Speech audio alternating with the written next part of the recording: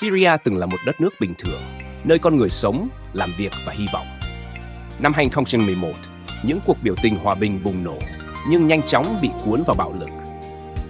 Khi nội chiến nổ ra, các quyết định ném bom biến thành phố thành đống đổ nát. Đây không còn là cuộc chiến của một quốc gia. Đó là nơi các thế lực toàn cầu đối đầu gián tiếp. Dân thường trở thành nạn nhân lớn nhất. Hàng triệu người mất nhà cửa, buộc phải rời bỏ quê hương. Lần đầu tiên chiến tranh được quay bằng điện thoại, lan truyền qua mạng xã hội chỉ trong vài giây. Thế giới thấy mọi thứ, nhưng không thể ngăn chặn. Những con số thương vong tăng lên, năm này qua năm khác, khi chiến tranh kéo dài không lối thoát. Syria hôm nay mang trên mình những vết sẹo sâu sắc, vật chất và tinh thần. Di sản của cuộc chiến không chỉ là đổ nát, mà là một thế hệ lớn lên giữa mất mát.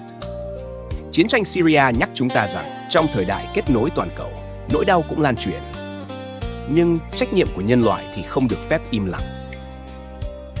Thật thảm khốc phải không các bạn? Hãy đăng ký và chia sẻ kênh để là người đầu tiên đón xem video khoa học như thế này. Cảm ơn các bạn đã quan tâm theo dõi.